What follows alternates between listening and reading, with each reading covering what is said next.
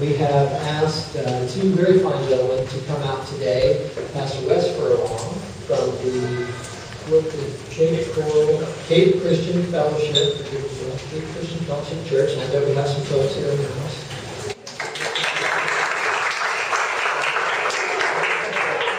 And Jonathan Best, who is here from the Southwest Florida Inquiry Group, and he's also an atheist blogger. Okay? And these fellows have joined us today to debate values. So we're calling this Science, Religion, and Values. And I'm going to let them do most of the talking on that. My job will be to kind of keep things flowing and moving. We've got two topics. Morality in our diverse society is a really interesting topic. But it's also something that's going to be important and meaningful to many of us in very different ways. So I want to encourage today that we keep our discourse civil and respectful and err on the side of graciousness with one another. I really don't think that we'll arrive at the absolute truth about the subject matter today in this debate. So what's it about? Well, it's about the opportunity to think more broadly on the topic and to think a little bit more deeply on the topic and to come to an understanding of one another in this diverse society. So in that spirit, again, well, I encourage you that even though it's a debate that we're going to avoid an attitude of gotcha and have it be erring on the side of graciousness. And so if we keep that in mind, then I think we're going to have a great time. With that said, please help me welcome these two fine gentlemen. It is encouraging to see the turnout. I mean, these are important issues that it's good to engage and really help work out your own beliefs on topics such as morality in the context of people who see things differently. Now, to me, one of the most, I would say, interesting, certainly one of the most pressing issues at the intersection of religion, science, and morality is the question, can there be morality without God? Does science itself, by itself, offer a stable enough foundation for moral societies?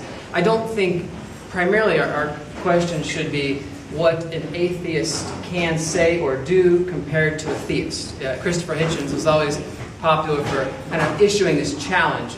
Tell me one thing that you can say or do as a theist that I can't say or do as an atheist. I think much more interesting topic, the issue that kind of is at the core of that is when you get down to core assumptions about what's real and what's true and what's good, where do those beliefs most naturally lead you? What do they typically condone and what do they condemn? Now, for me, the reason I say assumptions is because behind every type of logic, behind every form of logic, lies an assumption, a presupposition to a truth claim. Now, for me, I speak as a Christian, so the beliefs, the ontological commitments that I have to the logic of morality is that I believe that we are created by God. I believe we are created by God in the image of God, in relationship to God, and that all people are to be loved because they have inherent dignity. That God creates all people equal before His eyes, not equal in utility, not equal in gifts and dispositions, but equal in that there is intrinsic value. There is dignity in the individual. And so, as a Christian, I am, in terms of moral actions, I am to love all people in the way that God has loved me. Which, as a Christian, I see most clearly in the life, the death, and the resurrection of Jesus, who said, love one another as I have loved you. Now, He has this teaching that gets at the heart of morality where He says, be perfect as your heavenly Father is perfect. Now, this isn't a perfection of morality, conformity to a particular code. The word He uses here for perfection is this word telos, which is a very important Greek philosophical word that means design, the end, the goal. And what He is basically saying is He is saying, become who you have been created to be. That goodness, concepts like truth, they emanate out of God's very nature. And so, like Goethe once said, that all codes of ethics, all morality, can really be brought down to a single one, to truth. And so for me, as I come to understand more about who God is, I come to understand more about who I am. how I am to live. Now, this basic moral sense, I believe, is imprinted upon everybody.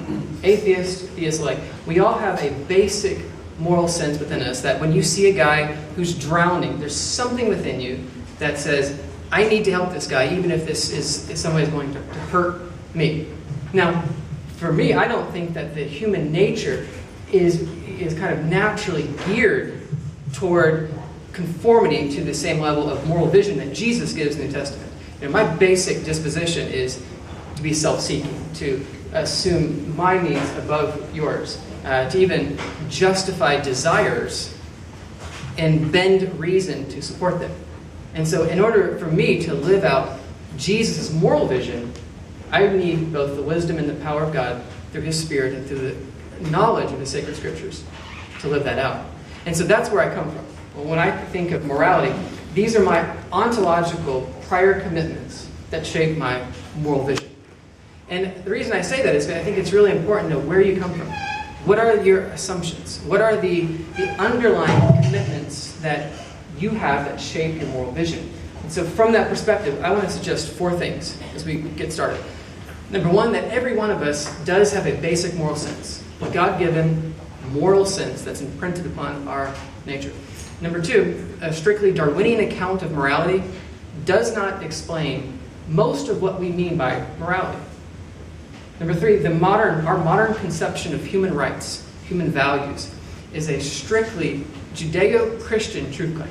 It's a Judeo-Christian truth claim that it's a source of what we talk about in our modern society as human rights, from our Declaration of Independence to the UDHR, up to the Universal Declaration of Human Rights. When we talk about concepts like equality, liberty, justice, an atheist, famous philosopher, Jürgen Habermas, says each of these concepts cannot be understood apart from the Judeo-Christian narrative. 4th claim I want to make is this, that every morality, every moral schema, has a metaphysical foundation.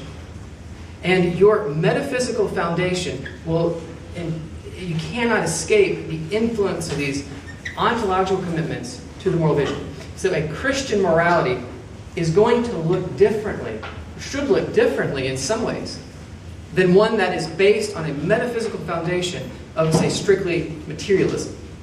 That if I believe that people, that everything that there is matter, that you are just the sum total of the biological stuff inside of you, that's going to influence my moral vision. And so what's the difference? What would be, as we kick off this conversation of kind of looking at from religion and science, coming at this topic of morality, where does science fit in such a topic? If you work from this view of everything's matter, what does that, how does that shape moral vision? That's where I want to kind of start out. Peter Singer, I think, is the person that kind of kicks off this project. He is at the forefront of this attempt to say there can be a strictly scientific base to morality. You don't need God. You don't need religious stories to live moral. We have everything that we need within science. Now, what's interesting is his ideas tend to shock people. But it's only because he is thinking through the full implications of his metaphysical foundations. He is saying, okay, if there is no God, and if there is no God, then humans don't have this intrinsic dignity. They don't have intrinsic worth. How might that change the way we think of morality? And so he follows this through. He doesn't try to kind of smuggle in a Judeo-Christian metaphysic, rights, dignity, ethics, and these kinds of things. Not ethics, but this idea that all people are created equal, and then call it a secular morality. And so the ramifications are things like this. He'll say, and you can see it most clearly in kind of the, what you might say are the more difficult stages of human development, say like birth. He will say that there's no real substantive difference between abortion and infanticide. That if a mother delivers a baby and feels like that child, feels like that child is going to jeopardize her life in some way, that mother is well within her right, within the first, he says, several weeks, to terminate that baby's life. That this idea of of human dignity compared to other species is just wrong. He calls it speciesism. That we should think of speciesism the same way we think of racism. It's a form of prejudice. So when you assert that you have particular rights that another primate doesn't have, you're guilty of this. So for him, there's no reason to think that a baby that's aborted suffers more than a tuna caught in a net. Now, people push back and they say, wait, are you saying that it's okay for a mother to smother a baby at face value? He says, well, in certain cases. Don't try to smuggle in a Christian ethic into this project that I'm engaging in. Because for him, you'll say that the difference, and this is a way to think about this, the distance between the lowest human primate in his language and the highest non-human primate is not as great as the distance from the lowest human primate to the greatest human primate. And here he's talking about potential. That we should not think that there should be a distinctly human morality. Now, his views make sense based on his metaphysical foundation. And then he's thought this through. There was an article in the Journal of Medical Ethics just recently where this pair of Oxford scientists, part of the same project, what is the scientific foundation of morality? Where they ask the question, why should the baby live? And what they argue is there's no good reason to argue against infanticide in these certain cases. Now, I look at this and I think this is a very frightening proposition. It's a very frightening proposition, but it makes sense. It makes sense from this perspective of if all we are is matter, then it's going to change the way that we treat other people morally. I want to give an example. North Carolina, just recently, and there was a big article about the North Carolina state government paying $50,000 to 7,600 women because they had been sterilized against their will. 30-some years ago, the North Carolina Eugenics Board looked at these women and they said, these women should not procreate. And so against their will and against their very knowledge, their fallopian tubes were cauterized. Now, the Eugenics Board looked at this and they had science, they had stats, they were operating rationally. They looked at this and said, according to the needs for all of us, it is in the best scenario that these women do not procreate. And so 7,600 were sterilized. Now, I don't think for a minute that most atheists in this room would be okay with this, that most atheists would condone such a behavior. I would never go there. But the reason that we would argue against that will not come from science. What takes eugenics, things like forced sterilization, off the table is not science. These people, I'm assuming, were very rational.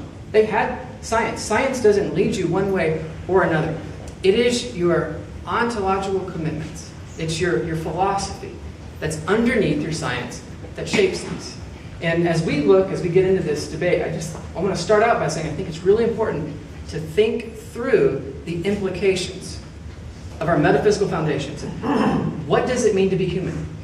What makes human life human? Who are we? How are we to live? That when you make statements like we are only matter, that is going to take us to a place that I say is a very frightening proposition, because when you take away the religious presupposition that every single person has dignity, you lose a lot of what it means to make moral decisions. Because in my nature, everything in me might want to objectify you, to use you to my own gain. But something within me says, I should not do that. Now, I have never met a single person who said, I'm doing what I'm doing by strictly the basis of reason alone and my commitment to this philosophical school. For example, I've never met someone to say, I really want to run around on my wife whenever the opportunity arrives, but I'm a strong, devoted follower of the categorical imperative, and I just don't think that this can be the universal norm. And because that's the case, I'm not going to do it. I just don't think that moral codes on the basis of reason alone are even followed. It doesn't seem to be the case. There seems to be a need for something more than that. And I just want to start out by saying, as we kick off this conversation, let's think through our metaphysical foundations. Let's think through who we say the basis of human life is. so that we can think through the implications of that when it comes to how we treat one another. Get it started? Okay.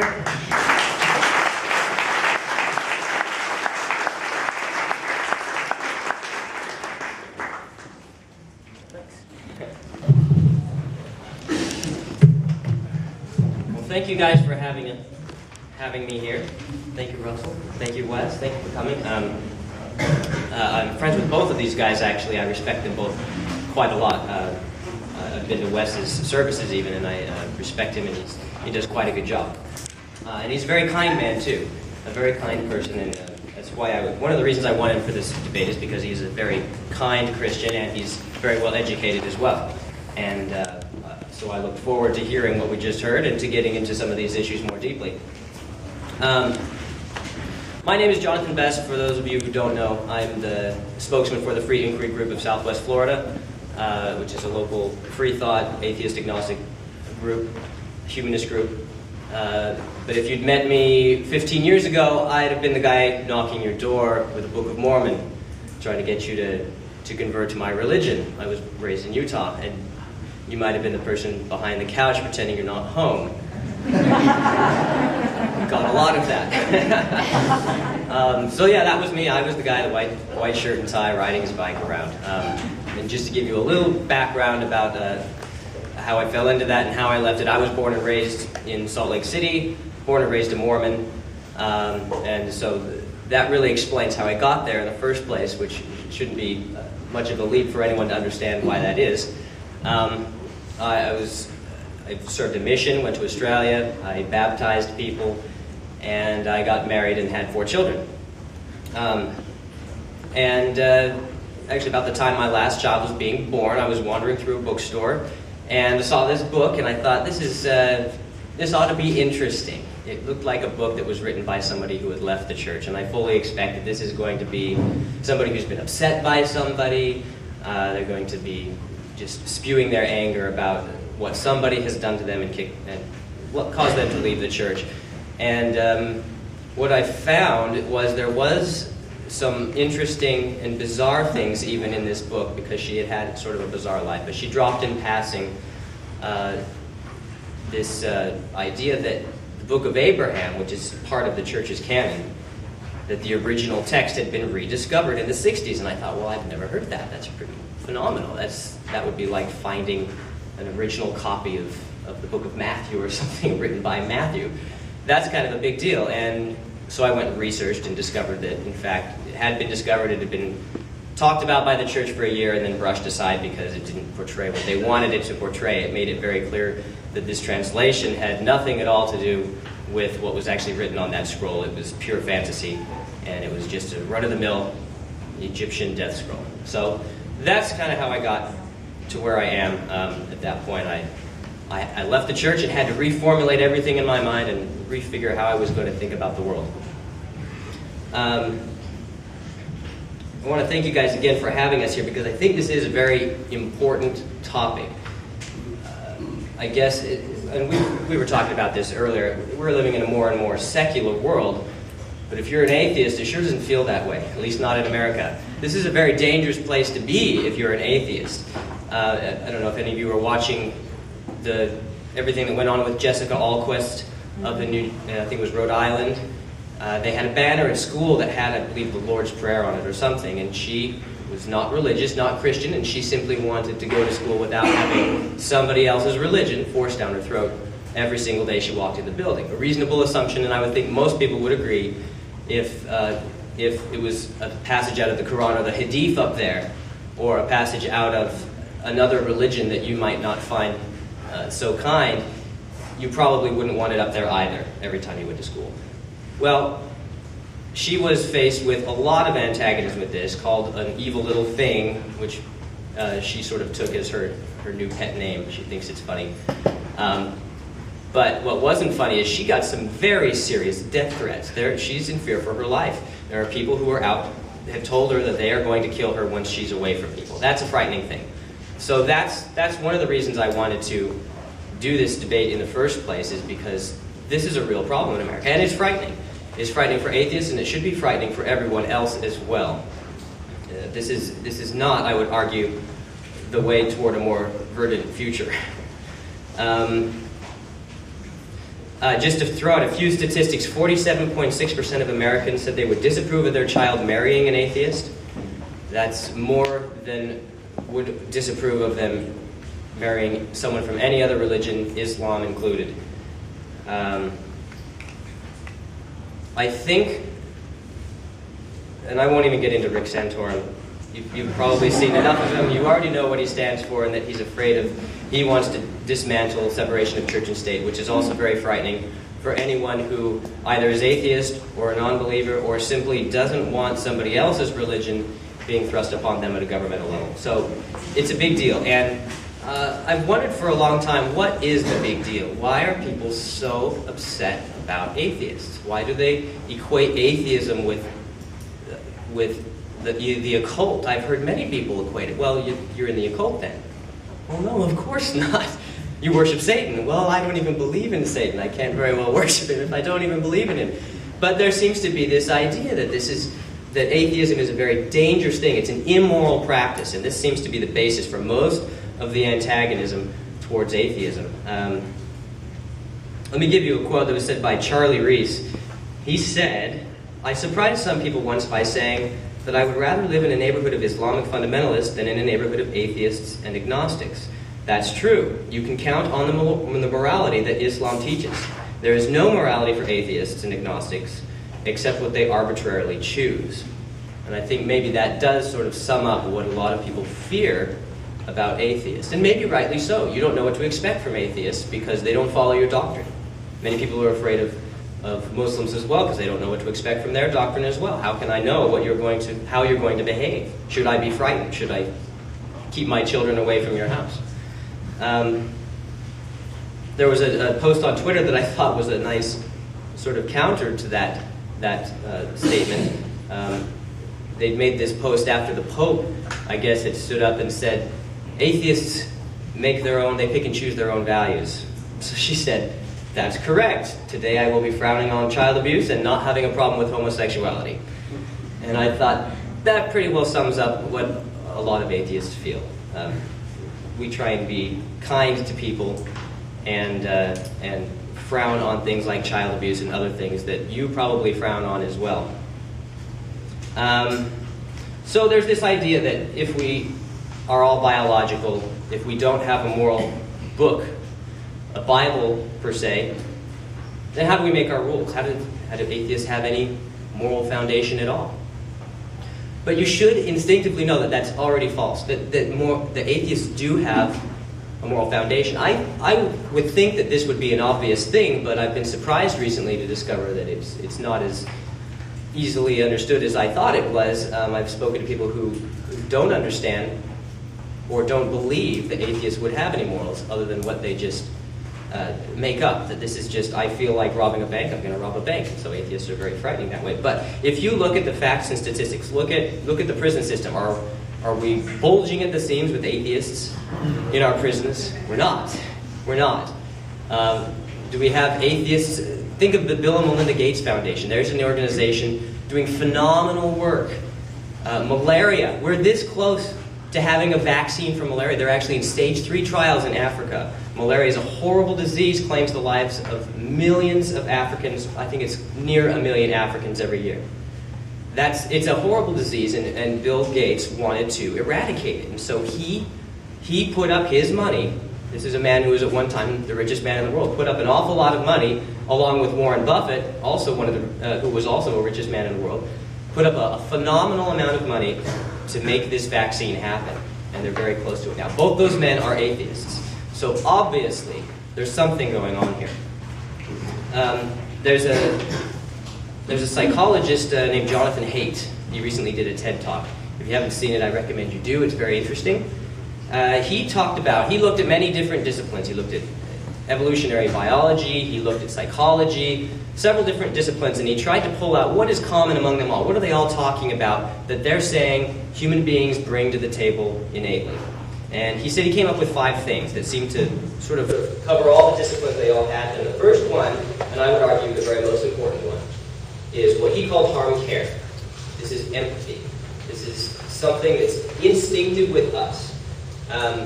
Just to give you an example of this, they've done studies of this on a number of species. They've done it on mice. They had some mice, for example, that one mouse was let out of the cage and he was given food. There's food there, and there was also a bunch of his mouse friends. Actually, he didn't even know these mice. These were stranger mice to him. But they were behind a gate. They were behind a gate, and he could go open the gate if he wanted and share his food. He would receive no reward for doing this. He would have to do it of his own accord for his own reasons. And he did it. This is something they found. They were skeptical at first. They didn't think that mice would have this instinctive altruism, this biological altruism. They're pretty, well, they're mammals, but they're quite far from us on the evolutionary timescale. But they did. They did that. I don't know if any of you know about bear trade in China, but one thing they do that's sort of awful about with bears in China is they like to collect bile from their stomachs. So they will open up a wound and they'll keep it open so they can continually get this bile, which they use in Chinese medicine. Very, very painful for the animal, very cruel. Well, recently there was a mother bear, and she heard her baby that had been captured as well cry out. And she broke through her chains, and she ran to her baby, and held it really close until it just went limp. And so she killed her baby, and then she ran headfirst into a wall at full speed. So this is something that happened. This was no experiment. It just happened. And I would have to say, based on that, you couldn't say that bears don't feel empathy towards other creatures, especially their children. Another experiment they did on primates. They did an experiment on monkeys. They gave these monkeys food. They'd go over to this place, they'd push a button, and get the food. And they got used to this. Go to this place, push the button, get the food. And then after about a week, they hooked this button up to some electric shocks that shocked monkeys in another cage. So they went to get their food, and bzz, there was this shock on these monkeys on this other cage. They didn't know these monkeys at all. But they all screamed out in pain, and all the monkeys who were in the cage with the food sort of froze up, and they couldn't believe what had happened over there. Well, those monkeys, after seeing that occur, refused to touch that button for a very long time. Some of them became very thirsty, very hungry, but they refused to touch that button because they didn't want to do harm to another monkey. And it wasn't a family member, it wasn't somebody they knew. It was a monkey that they didn't know, but they still had this instinctive feeling that I can't harm somebody else. I don't want to harm somebody else. It's just built in. The second thing he talked about was fairness reciprocity, that this is built in. Fairness reciprocity, but you know what, for this, I want to do an experiment, because I think this will be more fun. I need well, before you volunteer for this, by the way, we've got cameras. You might end up on YouTube, just so you know. So don't volunteer if you don't want to be on camera. I need a high school student. I'll bet there's some high school students short on cash that wants to make up to $10. All right? You're closest. Come on. All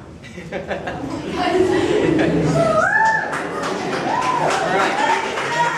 Up to $10. Now, I need a college student who would also like to make up to $10. All right? What we got? All right. Come on down. Come on down. All right. What's your name? Lisa. Lisa. Okay. What's your name? Mike. Mike. Mike and Lisa. Okay, Lisa and Mike. What do you think I can make these guys do? It's immoral. No, I'm just kidding. We're not going to do that. But here's the experiment, okay? I got $10 here. 1, 2, 3, 4, 5, 6, 7, 8, 9, 10. In ones. So here's the deal. I'll give this to you, but you have to split it with him. Okay. How you split it with him is completely up to you. There's no rules here. The only rule is he has to agree. If Mike doesn't agree, then I get to keep my cash. So, all right, so here you go. Here's your 10. What are you going to give to him?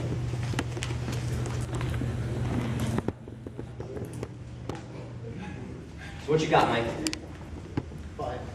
Got 5. 5? So do you agree? You agree to take the 5, or are you going to say no and tell me to keep my cash because you don't think it's a fair or a good deal for you? I'll keep the money. He'll keep the money. He's looking at me like, why would you even ask that? Why would you even ask that? All right, thank you very much. Lisa and Mike. There you go. reason I asked this is a study that's been performed with some other people as well. They did this study on some autistic people, and the autistic people got very frustrated. They would come up and they would get this task of, all right, you have 10, how much are you going to give to the other person? They'd say, well, 1. And it's going to be a good deal for them because $1 is better than nothing. And they were absolutely floored when the other person said, no, I don't. I'd rather just not have the 1 and forget it. Nobody gets anything. And they didn't understand. You need to go back and explain to this person again. They don't understand the experiment. You need to tell them that it's much better to get $1, obviously, than nothing. What's wrong with them? You need to go explain it. But this is something in autistic people. They don't have the mirror neurons that a healthy person does. This is what's going on in our brain. They've actually watched this under the MRI. They understand this a lot more than we ever did before. When you look at another person in pain, when you look at another person in distress, it fires mirror neurons in your brain. And these neurons are responsible for trying to model what it would be like to be that other person. What is it like to be that person? Are they feeling pain? Then I feel pain. This is the way it works. They can even put you in front of violent images. And a healthy person, if they see violent images, will automatically have these neurons click on. They automatically feel this pain. And it's just instinctive. It's built in to the human genome. And what we just had in this little experiment was something a little bit more than that. Now, I'm not in Lisa's head, but whether consciously or subconsciously, I'm going to guess that she was thinking about a few different things. She was thinking about maybe a little bit of what I would feel like if I was him. Maybe she was feeling a little bit of, well, what's fair? And this is this fairness reciprocity that's built into humans. What's fair? And maybe she was also thinking about reciprocity or moral retribution. She can model and think, what is Mike going to do if I give him $1? Is he going to tip the table and say, I don't want anything? So we think about all these things. We know that this is the way humans behave. And I didn't see anybody here turning to their Bibles to sort of figure out what needed to be done here. This is instinctive. It's built into us. And this is how we got as far as we have come. I'm not going too long. Am I still okay? We'll wrap up the first round here if you can. Okay, all right. Well, he has 3 more things that I'm going to very briefly mention. The other 3 things he had was in-group loyalty bias. And this is what I call morality's appendix. This is what got us this far, this in-group feeling of let's follow the group.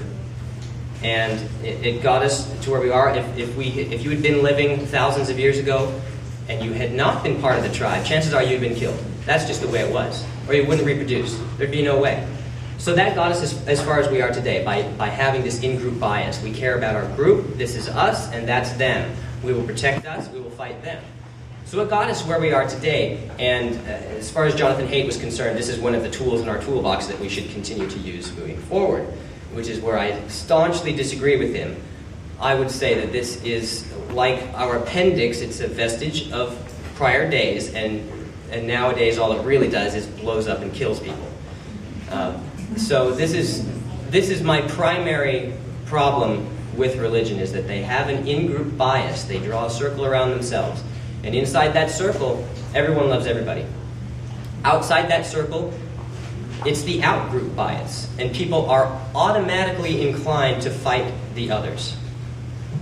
And that's what I argue against. And that's why, morally, I would argue that atheism is on a higher ground, because it does not push an in-group, out-group bias. In fact, it tries to push itself away. They say trying to get atheists together is like herding cats. And that's pretty well true. They're very individual.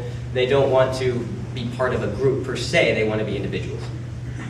The other 2 things, really quickly, he talked about authority and respect. There's an experiment I won't get into.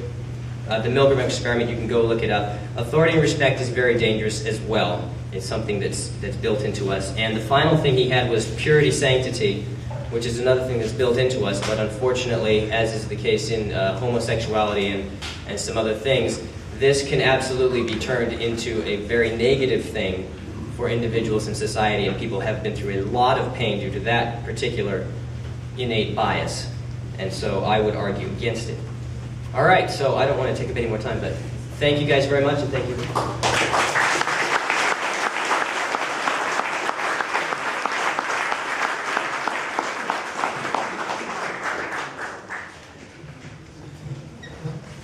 I would agree that a basic moral sense is stamped onto all of our conscience. I just don't believe that that is explained through a strictly Darwinian lens. It seems to be that the two main drivers that you can kind of extrapolate from the Darwinian model are these. There's genetic extension, this idea that I want to preserve my life, the genes, so I will die for 2 brothers or 8 cousins, but not for an unknown stranger. Genetic extension. Number 2 is a reciprocal altruism, which is what Jonathan was talking about. That there is altruistic behavior, but it's always altruistic behavior with an intention. That we've evolved to come to this place where we recognize it's important to cooperate. That I will do things for you, but it's kind of a tit for tat. I'm going to do something for you, but it's always an investment. It's in my best interest to do things for you because collectively we have to learn to cooperate.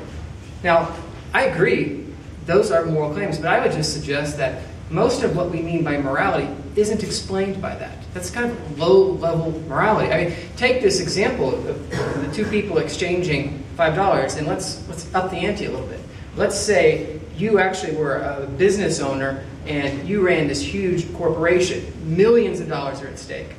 Let's say this gentleman over here, Eric, Mike, is one of the laborers in this, say it's a textile mill, and you're a laborer, and you're one of like 400 people who are set to retire and move into this pension fund that you're funding.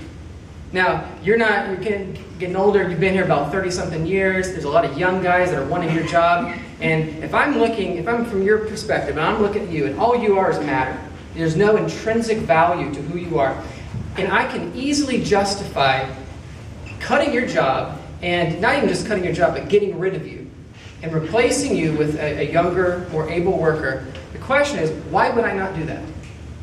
I don't think empathy in a Darwinian model explains what we most mean by moral action. Because you may look at him and say, I would hate to be him. I empathize with what it would be like to be in this situation where I lose my job and I'm just thrown to the wayside. But at some place, do you not say, but I'm not him? And it's in my best interest to not spend ridiculous sums of money to just keep him on the payroll. And see, this is the place that I think we need to kind of mine out some of these ideas. If we're really saying that he doesn't have dignity, and we're saying there's a strictly scientific model for morality, upon what basis is it? Empathy, I just say, it doesn't take us far enough. That there has to be something within us. Now, I say a basic sense of morality is engaged in all of us. It's just from God. And Darwin, a social form of Darwinism, doesn't explain most of what we instinctively know and do. And when we talk about, if you go back to this example I gave about the eugenics board, there's something within each of us that says it's not right. Someone shouldn't be treated that way. And that is self-evident to every one of us. It's self-evident that a woman should not be treated that way. Now here's what I want to and I'll just wrap this up real quick because I think we have some good back and forth on this place, is I want to say that it's self-evident to us for a reason. That we have a history within this country, and it has. It's not been an easy fight. Slavery was not done away with the way that it should. It's been a slow journey. But it is at least somewhat self-evident to us all that human beings have dignity. They have intrinsic value. Now, what I want to suggest is that has not always been the case. In fact, if you go even to the beginnings of our democracy, what was self-evident was something very different. Aristotle says, well, what's self-evident is that some people from the hour of birth are marked to rule, and some are marked for subjugation. Some people are just wired to rule other people. That there is this will to power. Kind of a little bit of going forward a few centuries there. But you have this basic self-evident that we're not the same. Now, what's changed from Aristotle to Jefferson, where we say just across the board in our country that it's self-evident. All people are created with certain unalienable rights, and among these are life, liberty, pursuit of happiness. There is value conferred upon all people, no matter their abilities, no matter their skills, no matter their religious preferences. there's a value conferred upon them because of their Creator. Now, what I'm going to say, if you take that out, and you work from a strictly scientific model that we're just clumps of clay, we got to figure out, as we've evolved, how to get along with each other. What I'm saying is that's going to create a very different morality. That we may, in theory, say, we should have empathy. There should be just a reciprocal altruism. But I want to say in practice, I don't think most of us follow moral codes on the basis of that kind of reason alone. Because if I can justify, it's in my best interest not to give this guy all this money, I can keep it for myself. And I'll find some way to use reason to justify what I want to do. It's a different proposition. Go ahead if you want to go a little bit more organic at this point. Yeah, well, let's explore this. I think this is really interesting. I mean, we're talking about, you said altruism has a purpose in the material world. It has to have a purpose. If he has no intrinsic value, then why not fire him? It's not going to hurt me at all. And yet, Bill and Melinda Gates Foundation gives away millions. They're never going to see that money come back. They're not going to get anything for that. Or are they? What are they getting for that? What are they getting for their money? He's not a stupid man. Bill Gates is pretty smart. So what does he intend to get for his millions and actually billions of dollars? Well, you've probably heard it said before that it's better to give than to receive. All right, is that just touchy-feely nonsense? It's not. They've actually studied in the lab. They put people in the MRI and they've had them do things where they give and receive. And they've actually found when they give, they actually get more dopamine, more burst of this feeling of pleasure and happiness than they do if they receive something. There's actually been quite a few studies on this. So why would a person keep him on instead of just firing him? Well, perhaps that person is modeling what it's like to be that person. That's what empathy is really all about. That's what mirror neurons are about. I'm modeling what it's like to be you as best I can. And so you insinuate that this morality is built in as a gift from God. I would argue that that's not the case. It's really not a perfect thing. It's geared. There's a fatal flaw, a very gaping hole in this intrinsic morality. And I would say the biggest flaw in it is the in-group, out-group bias. I care about these people because they're in my circle. Once you're outside my circle, anything goes. What did we see with the Nazis? And people hate to bring up the Nazis because this is like, well, that's too easy. But it is a very interesting sort of experiment that occurred that showed us a lot about human beings. You had regular German people who were led along and were part of this mass genocide. That's pretty horrible. How did they get people who have this innate morality that Wes would argue comes from God? I would argue simply comes from biology with natural selection as its creator, which doesn't care much whether you're happy. It just cares whether you reproduce. So why did they do this? They did it for a number of reasons. One of the reasons is the authoritative bias. So empathy is trounced by the authoritative bias. Empathy is trounced by also the in-group, out-group bias. Well, they're them. What did they say? The Jews, they're not really humans. They're not really like you. They're Jews, so they're outside the group.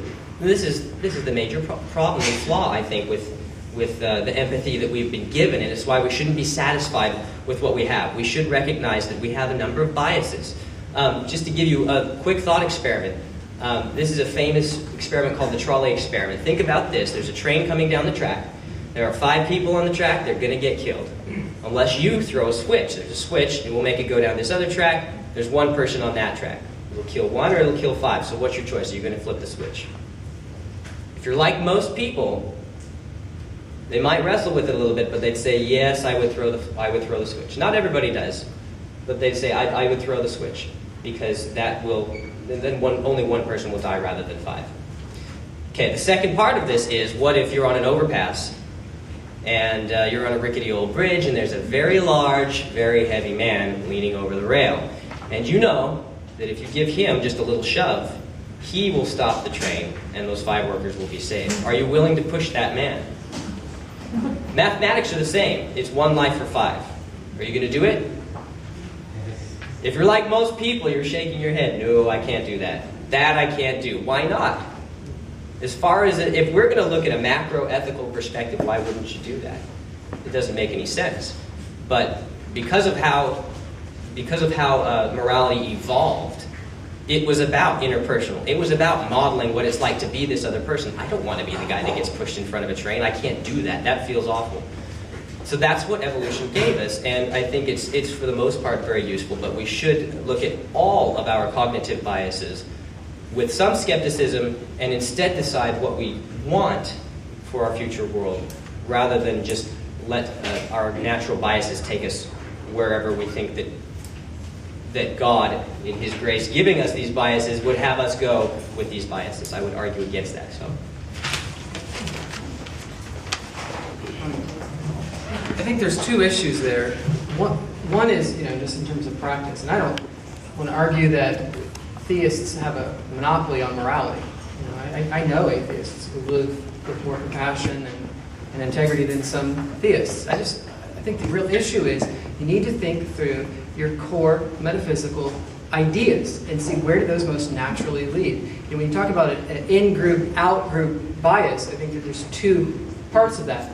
One is that's nature.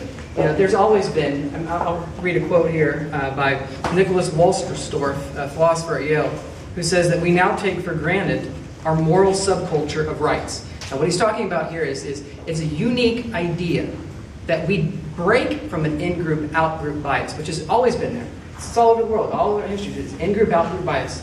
And we break from that to say all people have intrinsic worth, human rights. That we're breaking from that and saying we've got this moral subculture of rights. He writes, we are oblivious to how extraordinary it is that we recognize human rights. Throughout history, people tend to be tribal. We don't think of outsiders as possessing the same rights as we do. It is in the Judeo-Christian teaching where we find the idea that all people are created by God, made in the image of God, loved by God. Jesus brought dignity to the individual, he says. Now, does everyone hold to that? Does that mean that every follower of Jesus is going to carry that out and break from that in-group, out-group bias? No. But, there's a lot of atrocities done in a lot of names. It's kind of difficult to kill in the name of Jesus if you read the New Testament. He is very clear about the way you are to love your enemies, turn the other cheek, love as I have loved you. That when we mean by morality, what we mean is there are instinctive drives that should be hindered, should be stopped, should be redirected. Some of those drives shouldn't allow to just go forth. Now, it doesn't mean that that's always the case that we do, but there is a moral vision there that I feel like seems to be lacking if you're working from a strictly scientific perspective.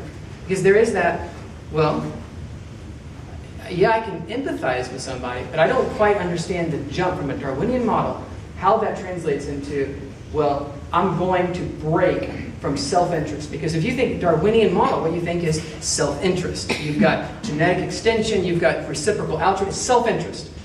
Most of what we mean by morality is something that actually says, yes, I have this drive that makes me want to treat this guy a certain way, but I'm not going to do that. Why? What I want to say is any kind of moral code that's based on just reason, it doesn't give the motivation. Now today, we live, even if you're an atheist, we subsume, we have this foundation that we've inherited a long time, where you're not going to see the major differences. But I want to say is, you carry out these ideas long enough. We say people are just matter, just a lump of matter, and that's all they are. You carry that out a couple generations, your kids, your grandkids, you're going to find that there is a very different morality that starts to emerge at that place. Because when we can, and we see this throughout history, when I can objectify you, when I can take away your personhood, there's no real limit to what we can do at that place. And to me, I think that's the conversation. Not what an atheist or theist can do or say, but when you start really saying what is true moral decisions, from what place do they come from? And then there's another part, but I think if you want to keep going with that, we'll go there. Okay, yeah. Just keep jumping back. If I could, let me recommend we try this. Why don't you, Jonathan, try to address this question as directly as you can, this challenge of how do you go from a Darwinian model to what we should be doing? Is that a question you feel comfortable in? Sure, yeah. And can you do that under 5 minutes?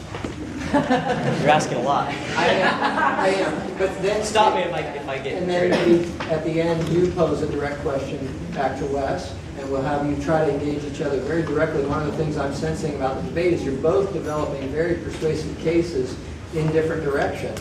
One thing I'm not hearing on yet is trying to answer each other's challenges. So maybe we'll finish one more round of pointed question at each other that we get to try and answer, and then we will take some questions. Okay, so let's make sure that we've got let's make sure we got the pointed question right. The pointed question is, how do you go from Darwinian materialism, the lump of flesh, to how we should behave? Is that what we're saying? What we're asking? What I would say is I don't think a strictly Darwinian account explains most of what we mean by morality. There's actually kind of an inverse that Darwinianism seems to project self-interest. That's what gets us through. We evolve to make certain things to go out. Attention to circle out. That's Darwinian. Morality seems to look like the opposite of that. There's this force that kind of constrains that pure Darwinian drive. And so when I think morality, I don't think purely scientific, social knowledge explains it. And empathy only takes us a little bit. There's got to be something beyond empathy that leads to what you're talking about, a truly moral act. Well, the simple answer, I guess, is enlightened self-interest. But to go further with that, when we're talking about the Darwinian model, Darwinism, why would we think that it was only for the individual? Clearly, it's not. This moral compass has been instilled even in mice. It helps them. How does it help them? Evolution is not usually something, a creator that would bring something forward that's expensive to bring forward for no good reason. So there must have been some reason. There is a reason, and that is there is strength in numbers. You can do a lot more with numbers. You can be stronger with numbers, and it ends up being happy for us now. It feels much better to be a social person than not to, because we are human beings. But you make a big deal of the in-group out-group. From a Darwinian model, the in-group... We can just sit down and... Is that okay to sit down? Yeah. When you talk about the problem of the in-group, out-group dynamic, that morality should kind of break from an in-group, out-group, that seems to be very explained from a Darwinian model. That we have evolved to come to this place where my self-interest is to protect my immediate clan, maybe extending out less so. So the famous statement, I'll die for 2 brothers or 8 cousins. So yes, go further yes. from that and Okay. explain. That doesn't seem to give us Okay, morality. you're absolutely right. Evolution was perfectly happy with the in-group, out-group bias. This helped us. This helped us get through our past. And evolution had no problem in letting the bands fight it out. And this band dies and this band lives, and that was okay. I think we've sort of hit a wall now. About 10,000 years ago, our ancestors started farming. And this dramatically changed their lives. They started living together in giant groups. And all of a sudden, what were tiny bands of around 10 people started to grow bigger and bigger to tribes and eventually to nations and cities. And this is where religion and government started to come in, because they did play a role. Because now, the things that worked in the small tribe, let's fight it out between, this tribe and this tribe, or this family and this family, don't work because we're in a much bigger tribe now. And how do I keep this person from looting from this person when nobody's watching? In a small group, there's things like guilt, people are watching each other, and they make sure that you get punished if something like that happens. In a very large group, that's not as easy. So government evolved, religion evolved.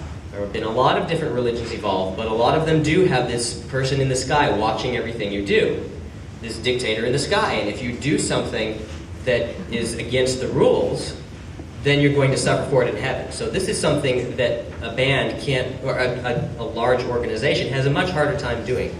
And so I think, am I going... Past empathy, Well, past a moral act from the Darwinian model? Well, there is enlightened self-interest. There is a reason to do something good for somebody else. It helps you as well. What sort of society do we want to live in? Do we want to live in a society where people die and there's no social safety net, for example? This is something that people discuss. Should there be a social safety net?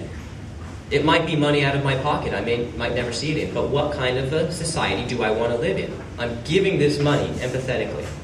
I'll never see it again.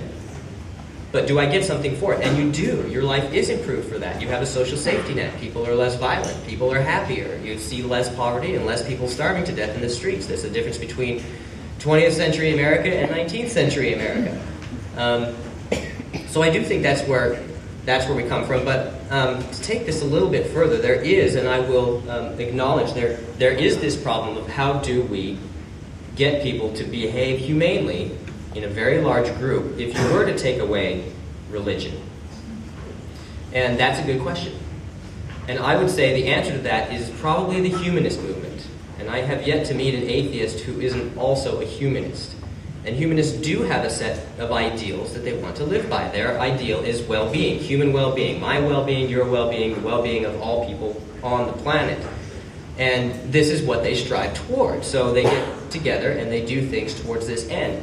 And I think some people probably do it because it just feels good.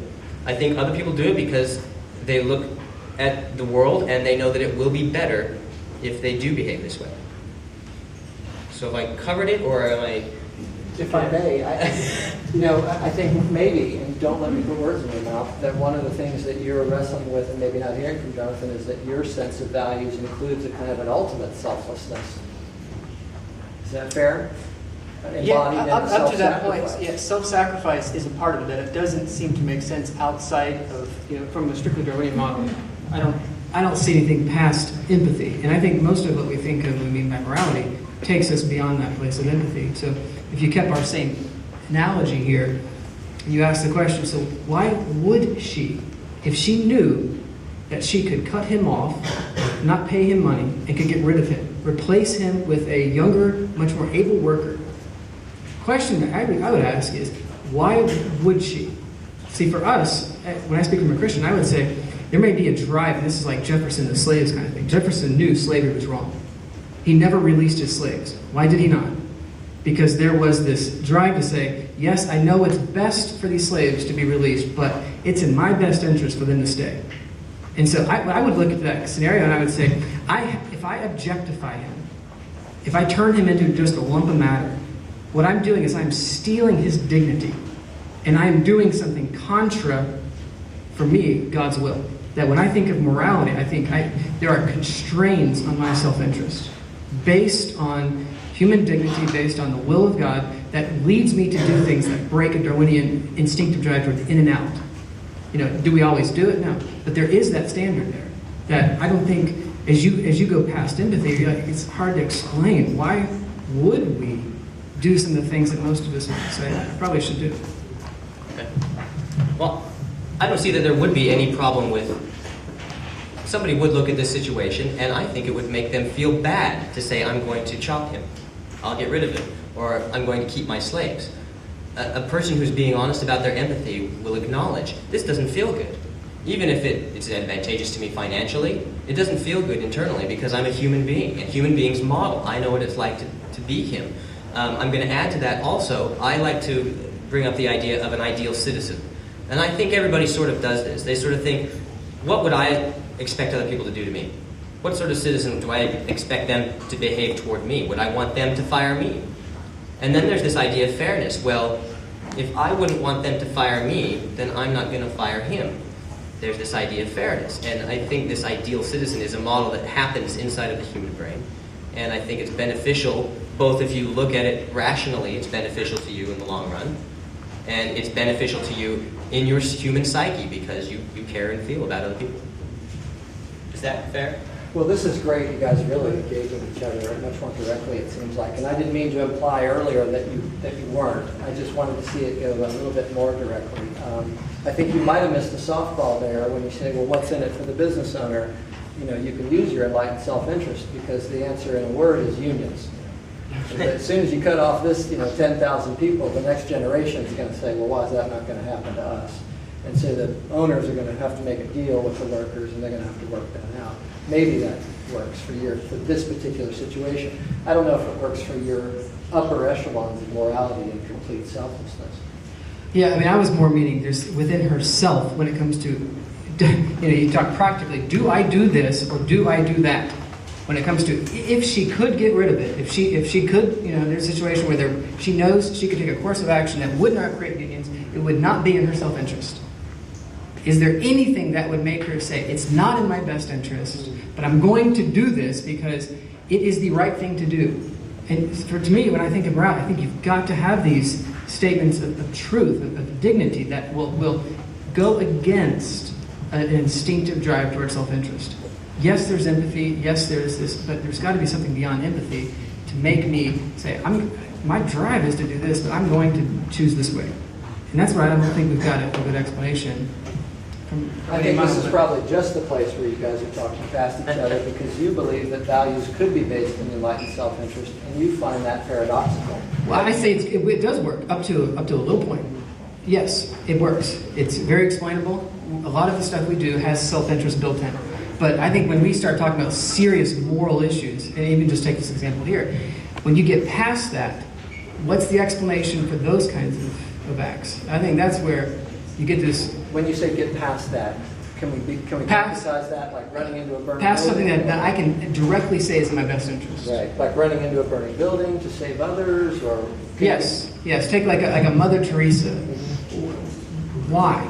Yeah. Something like that. It's not in her best interest to do it. It's an interesting challenge. Let's do this. Let's say we're in our second hour now. You've been very patient. You got the temperature down just a little bit. You hanging on? Yeah. Doing okay? Can I pose, Russell? Can I maybe pose one question back? Oh yeah. Oh, sure. I did say you could do that. I've had And one we'll of pass the mic out. So if you want to get your comments and questions ready. All right, I've been wanting to ask this question for a long time, so here it comes, Wes.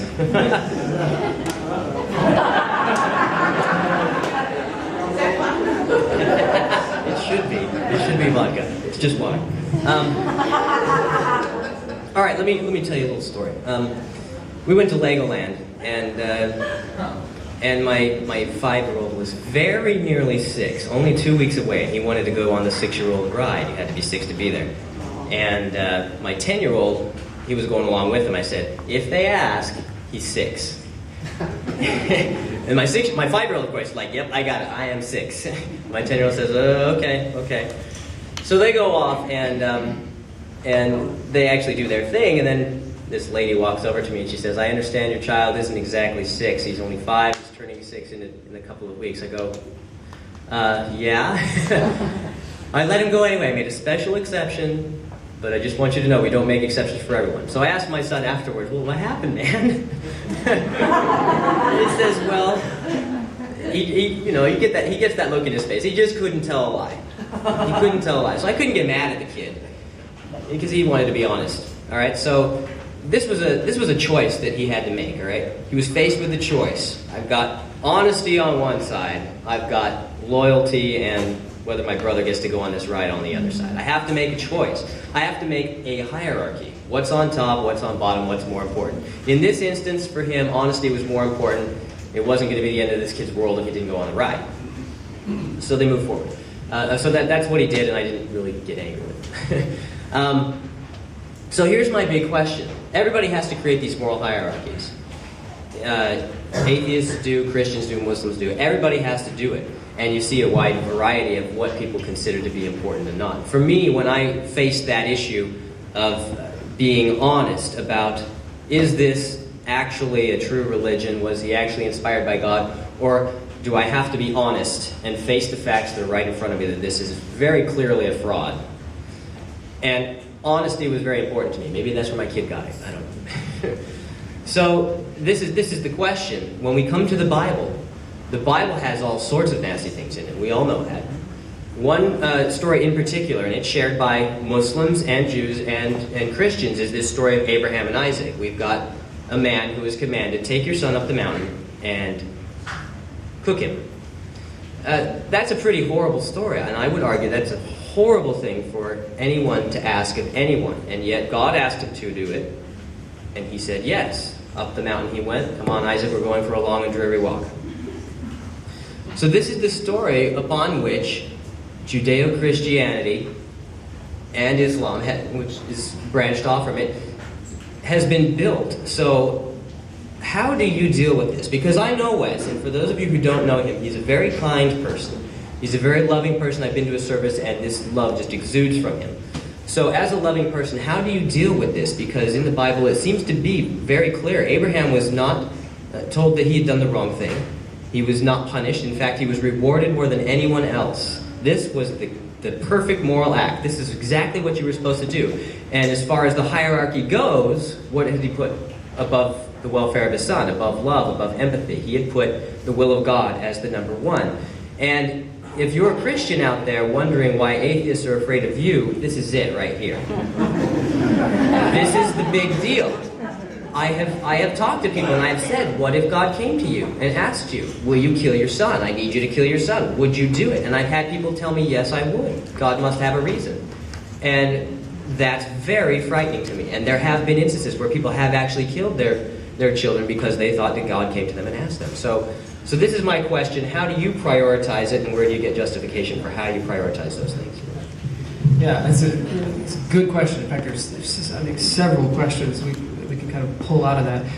One is, I speak as a Christian. So I think if we had a panel up here with a Muslim and a Jew, it would be kind of an interesting discourse. As a Christian, I look at the Old Testament, and there's worse stories. I mean, there's some crazy stories.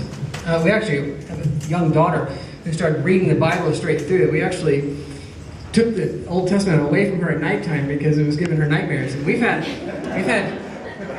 atheists who've come to our church and start reading the Bible Genesis through and say to their friends, well, you should read this. This isn't as boring as you thought. I mean, it's like Jerry Springer. I mean, there's stories that do that. They make you blush. And as a Christian, I look back at some of these stories through Jesus. So when we talk about how you do, you asked a hierarchical row, there is, in Judaism, there's 613 teachings, commandments, 613. These are not all equally weighted, even for a Jew. You've got these concentric circles that move out. At the very core of them is the Shema. I am to love God with all my being, and then extend that love, Leviticus 19:8, to everyone else. That's the core. Everything else is an interpretation of that. Love, love. Now, one step out is the Decalogue. You've got 2 tablets. You've got one tablet that says, here's kind of like what it means to love God. You observe the Sabbath, you don't worship other gods, these kind of things. Here's what it kind of means to love other people as you love God. You don't kill them. You don't take their stuff. You don't covet, and so forth. As you go further and further out, the commandments become more contextual and timely. So when it comes to, as a Christian, looking at the Bible as an ethical document, saying, how am I to live? When I look at a statement like Leviticus, don't boil a baby in its mother's milk. Now, all Scripture is useful for teaching, but the use of that passage is not to be extrapolated out, cut and pasted into this society. Now, what that says to me, I can look at that and say, as my life goes, every part of life can be sacred. Everything can, now there's something to draw from that, but it's not a simple cut and paste thing. And so when you look at some of the passages in the Old Testament that make you blush, I look at that and say, well, how does that look through Jesus? Does Jesus condone killing a baby? What did Jesus do with children? He didn't kill them.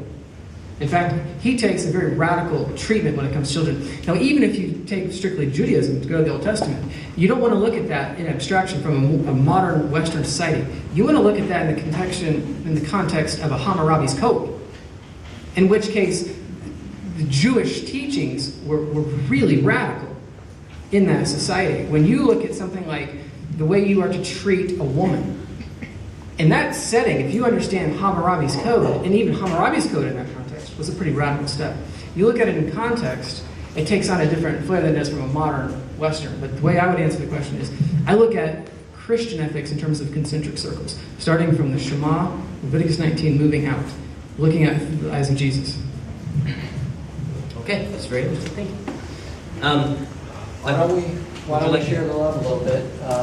Now, we've got about 45 minutes before our time's up to do this. So, you guys doing all right? You something to do here? All right, now we have a number of hands. The way I'm going to do this is we're going to move it from here to these hands that I see. Okay, I've got 3 folks that we'll go to, and then we'll go to another round.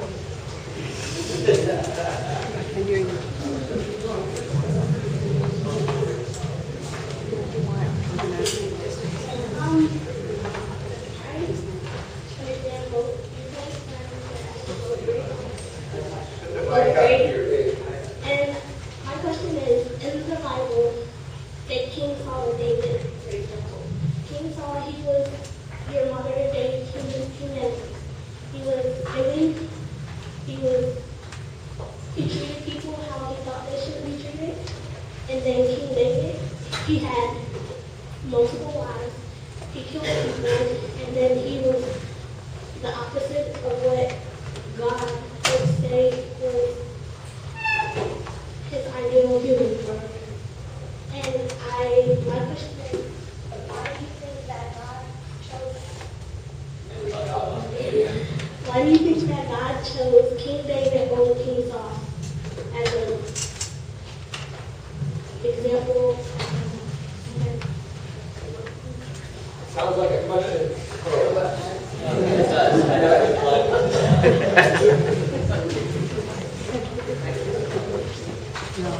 So you're asking, why did God choose David over Saul? Yeah, the story is the first king of Israel was chosen. He was rejected by God because of his immoral behavior, his self-righteousness, and all this stuff. The question people pose about David that's kind of interesting is you've got a guy who broke half the commandments, 2 of the big do-nots, and yet he is the only guy in the Bible who's called a man after God's own heart. That's a good moral question. How is it that a guy could do something like that and be called a man after God's own heart? And the answer to that question is that one of the moral strands you see in the life of David is not moral perfection. You have a guy who, when he fails, and he fails miserably, is a guy who does not turn to his own. He continually turns back to God. And you've got this constant call, like you see in Psalm 51, where he says, "Search me, O God, test my thoughts. If there's any wicked way in me, remove it." That this response to failure and this constant turning back to God is, in scriptures, one of the main reasons why he was chosen and even named a man after God's own heart.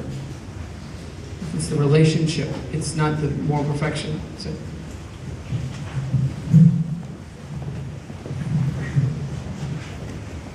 I have one question and one comment. And I can't remember your name. I was trying to... Wes. Okay.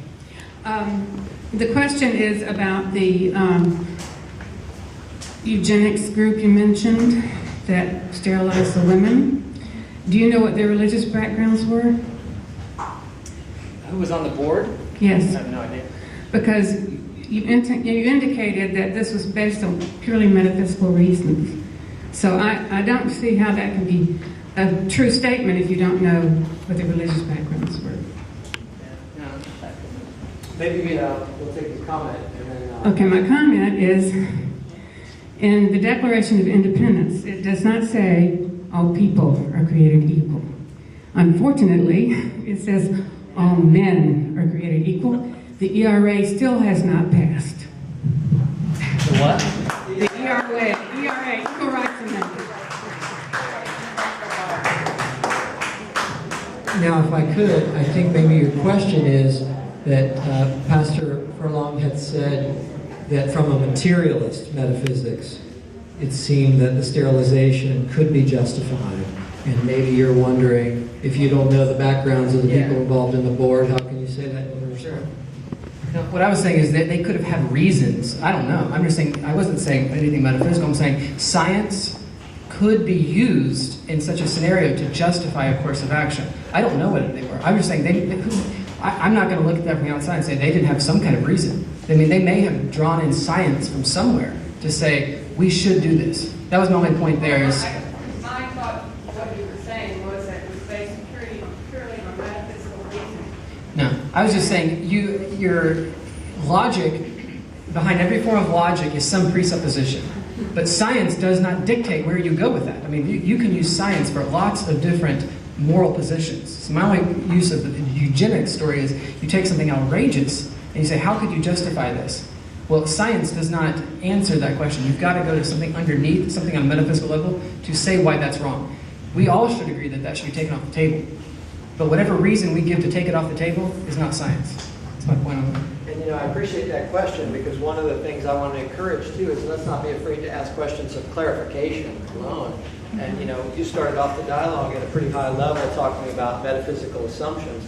Maybe it'd be useful at some point to flesh that out just a little bit, see if we can take a jargon out of that a little bit. And I agree. I'm sorry about the statement about people. I agree. Yeah, there's a big difference from statements when he's saying all men. Yeah, there's a lot of constraints on his perception of that. Sure. But my point on that was just to say, we've come at least some distance from Aristotle. though there is some at least acknowledgement that it's not going far enough, sure, but there's some acknowledgement that beyond just a tribal mentality, we acknowledge that there is some level of inherent dignity in people. If I can, tell me if you think this is fair, okay? I certainly don't want to put words in your mouth, but one of your parts of your argument, a major part of your argument, is that if you take the more the metaphysical or the claims about reality that come with religion away, and we look at the world through the scientific lens alone, you're concerned that eugenics programs and such things could be justified in the name of the betterment of society on the whole. Is that true? Is that fair? I would put a little nuance on that. What I would say is there is no purely scientific starting point. Everyone has presuppositions. Everyone, before you make a statement that this is the way it should be, there's some presupposition that's a value statement science does not give you. So in that world, I would say from a strictly materialist metaphysic, that I look at people and say there's just matter. And it's easy to objectify it. I take out inherent dignity. That it's easier at that place to do something like eugenics than it would be if from metaphysics to say, does it always happen? No. But if we believe that people have inherent dignity, it should create a different morality. I might dig into this a little bit. This whole concept of this lump of matter and that people don't have any inherent dignity, I think is kind of insane. I mean, ask anybody, any atheist, if they look at their children as just a lump of matter. They don't. There's something beautiful and wonderful about a human being. There's somebody who's thinking and loving and caring. I mean, this is a phenomenal thing. We have this giant universe, all of these atoms, and only in this one tiny, tiny little suburb, in this one tiny little place, we have people who can feel and can love and can take care of each other. This is a beautiful thing and a wonderful thing. And I think most people feel this intrinsically. They already know that this person has human value, even if I don't know them, even if they work for me and I could fire them and it won't cause me any financial problems. They do have intrinsic value because they're a human being and I'm a human being as well. So to insinuate that eugenics is this... Rooted. I believe that you think that you would not treat someone like that. I just think, what is the basis of that? It's rooted in two things, okay? One is biological and one is philosophical. The biological element, I am a human being.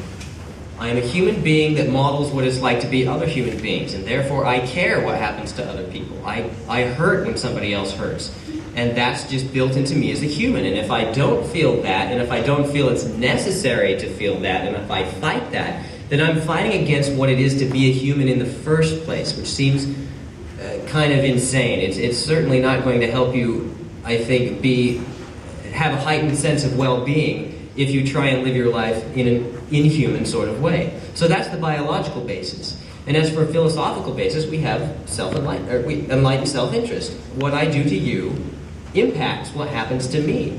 Do you really think that atheists would set up a government where they would kill people who they simply didn't think were benefiting society? Honestly? People care. And it makes a difference if these people are in the world. We care about them and we want them to be in the world, and if they don't offer anything financially to the group, then they're still a human being and they offer something in a social aspect. So when it comes to eugenics, I think to insinuate that atheists would have no problem with this is... No, I would never say that.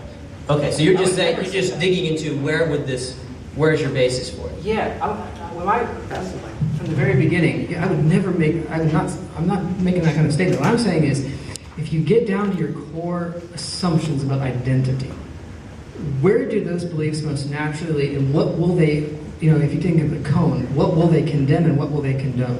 And what I say, I don't see that there can be this intrinsic dignity. I mean, Steven Pinker, famous atheist writer, popular writer, the self is just another network of brain systems.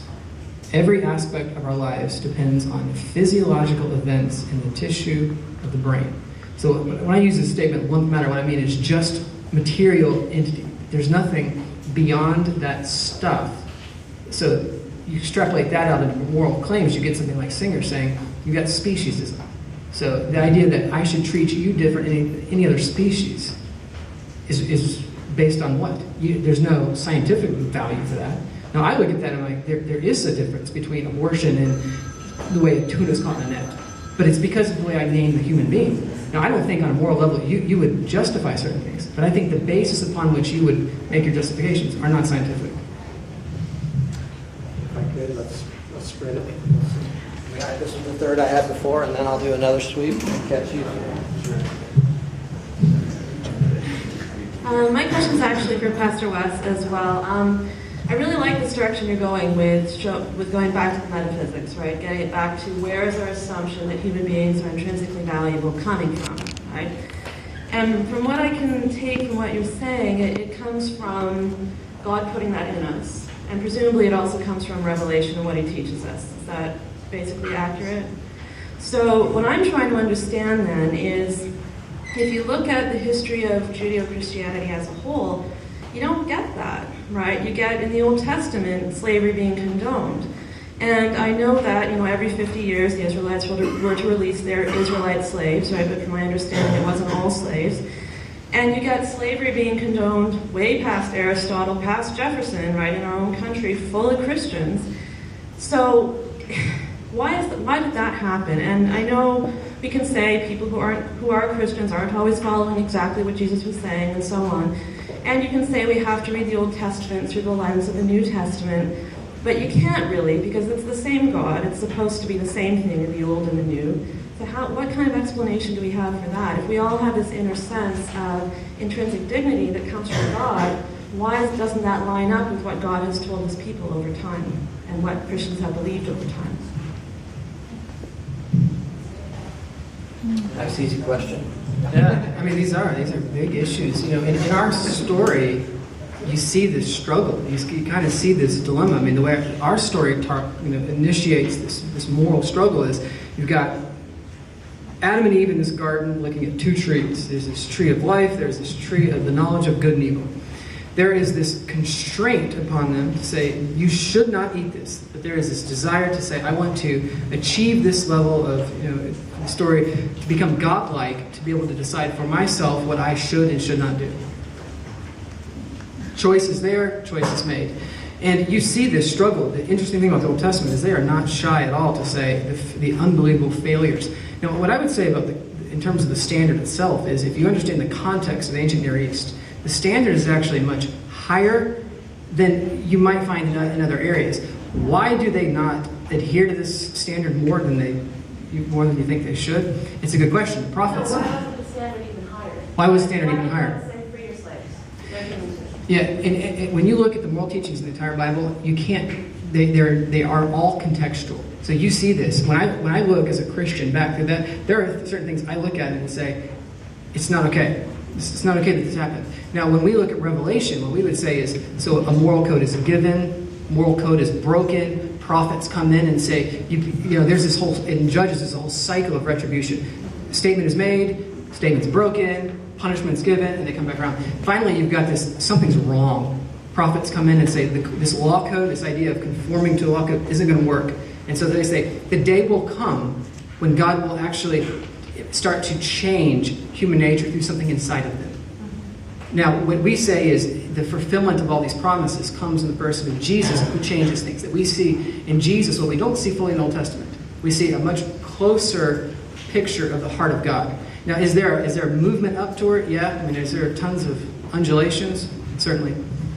But I think that's the main reason to answer your question is because it's always contextual. It's always in the light of what's going on in the ancient Near East, Rome, those dynamics. And we predicted that this would happen. So many of these questions are raising issues that we could have a whole session on.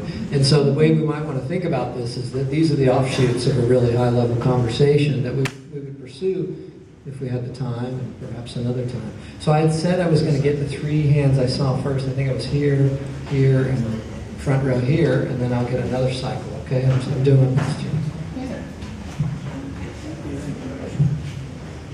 I also have a question for Pastor Wes. You said that a moral purpose without reason doesn't give enough motivation. What if reason is not by religion, but by self-beneficial character? I mean, science proves that too. Like, John mentioned the dopamine, so you can obviously, it can show that it shows happiness as well. So I guess my question is, what if reason's not by religion but by science that can give a moral purpose? Are you connecting with that question? I think so. I'll try, and you tell me if I'm answering or not. I don't mean reason connected to religion. I just mean that you could, for example, a great moral dilemma is something that Kant proposed, where he says, you're a German and you're hiding Jews in your basement. And the Germans come and they ask you this question, do you have a Jew in your house? What do you say? I thought those were going to go with the Lego Land commercial. Same idea. And Kant says, you have to say that, yes, there is a Jew in my house, because that lie cannot be kind of sent up on a universal norm and made categorically true. Now, Hegel comes up later and says, no, you've got to be much more contextual in the way that you apply moral teachings. That the greater good in this scenario is to lie and say, I don't have a Jew. Because in the context here, to say yes is much more immoral. Now, what I want to say is, I don't think anybody tends to make decisions based on what a philosopher does and says. That when it comes to Kant's categorical imperative, I have never met someone in the face of desire to say, I really want to go do this, but there was that teacher, I remember one time, who came up with this idea, who I see a real difference between something that's rooted in just reason. Yeah, even in terms, where we can really go, this is social contract theories. Talk about different Hobbes' law and some of these social contract theories. I just don't think, take religion out of it, just reason alone, it provides enough of a motivation to not do something that in your desires you want to do. Because the truth is, every one of us can find an explanation to justify what we want to do. And there's some philosophy that I can find out there. I can find a philosophy. If I want to do something, I'll just search. Well, not that, I'll go with that one. That's the part I would say why it's not strong enough. I think Jonathan would probably say, don't throw me in the briar patch on that one. Social contract theory would be right up your alley, I'm going to guess, for your argument. But let's see where we go, right back here.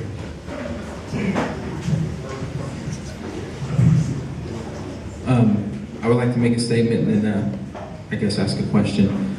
It was hard for me to follow, so this might be a little off base here, but I would have to say this, that every single person sitting in this room is here because of the same reason. That's because men have died for us to have the freedom of choice and to be able to come and to explore our ideas and to learn and stuff like that. And that's because men died, not because they wanted to, but because they chose to. And my question would be this, is that I believe in this thing called deception, and this thing that if you believe a lie, it becomes truth to you. So if you can put this thing up there and say this is truth, and you actually believe it in your being, that it actually becomes truth for your life. But if you actually, at the end of your life, the question I want to ask you is, what will happen when you die, and what do you believe? And then what will happen when you die, and what do you believe? That's my question.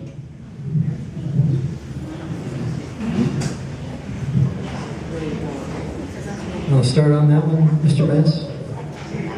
Well, I was kind of reeling from the last part of your question. All right, the first part of your question was about deception. And I'm still trying to get what the question was in there. Okay, that was just a comment. All right. A note on deception, just because it's fun. That is a real problem. You look at the captain of the Costa Concordia recently, so he fell and tripped into the boat. And I think he may actually have convinced himself to believe that, but probably not anybody else. What happens when we die? Well, this is a really thick question. I don't intend to die, so I'm going to live as long as possible. There actually have been some really phenomenal strides made in understanding aging, understanding why we die, and of course now we live to be, life expectancy is at 80. I read this article from 1911 saying, what would it be like in the future? Maybe people will live past 30. This was in 1911 that this was written. That was life expectancy back then. We're only 12. Well, okay, 101 years ago.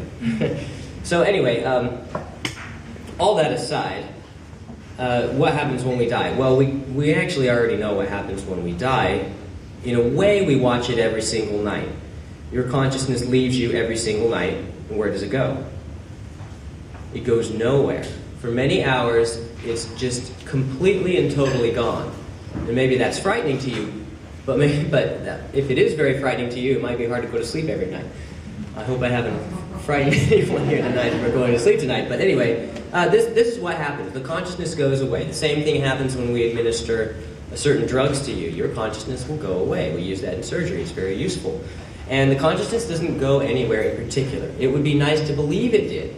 It would be nice if I could say it's going to go to the happy hunting grounds like the Native Americans believe, or have 72 virgins like some other religions believe. But the fact is, when I'm under anesthesia, I go nowhere. And when I come back, I slowly regain my consciousness, and now I'm back to normal. But when I'm gone, I'm gone. And so this is what we understand. And you will find some atheists who like to entertain ideas about the afterlife. Maybe there's an afterlife, maybe there's this or that. I've heard a lot of different people talk about a lot of different things. And in fact, when I was leaving my religion, I had to dig deep into this issue, and I had to look at near-death experiences, because I really wanted there to be something. I didn't want to just die. My 6-year-old explained that same thing to me. All right, I think that religion is just a story, but I still have to think I go somewhere when I die, because otherwise, where would you be? I think there was actually a lot of information in that. You can't model what it's like to be dead, because you're modeling something that isn't. You're modeling a total absence, and you can't do that, and this is why people can't be comfortable with that thought. But as we know from biology, what happens when you die? Your brain starts to decompose. Your neurons stop firing, and everything that we know as consciousness stops in much the way it does when we put you under anesthesia. And if that's a frightening thought, then we should work harder to try and live forever. But being that as it may, I think it's far more important to accept the facts rather than making up. And there have been a lot of different stories that have been made up about where you go when you die. But I think it's far preferable to stick with the facts.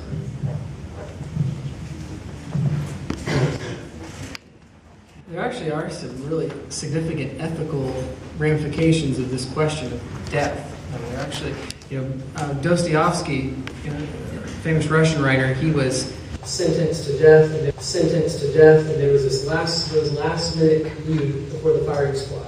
And he was an atheist in this place. And he goes, and what originally got him to start reading the Bible and start to ask these questions was, at the moment he was taken with the firing squad, something within him wanted there to be something. There must be something beyond my life. So he goes and he has this 10-year hard labor deal where he starts reading the Bible. And he comes to give his life to this Orthodox faith, this Christian Russian church.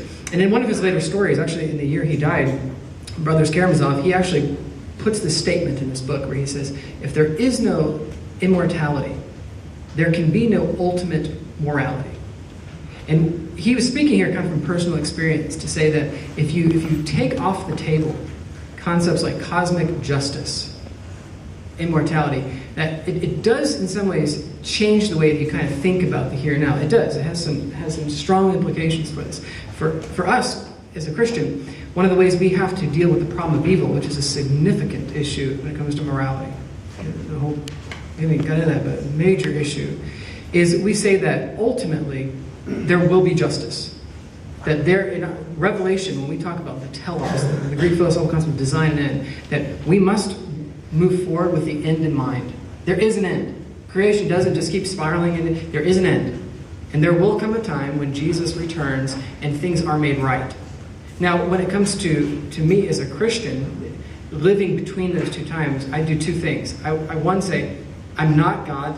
I'm not the judge. I don't have it in my mind to fully answer those questions of how all that is sorted out. The part that I do accept is when it comes to Revelation, is I say, I don't have a full grasp of all things true. But from what I've come to understand about the nature of God, nature of people, there is a mandate in me. Actually, what makes me come into these, because we have to work out our beliefs in context of people who don't see things the way we do. But I do feel like I want to say, if you could see things the way I see them, it may change the way that you look. And there's a part of us that has to go about evangelizing, saying, there is truth, there is ultimate. There's a difference between a strictly physical view of life that ends with your neurons stop firing, and this recognition that we are created in the image of God. There is life beyond here and there, and it changes certain moral decisions. I think that you pretty elegantly tied that into a big part of your argument, that these metaphysical assumptions really inform the ethical judgments. That was turned out to be a really nice question.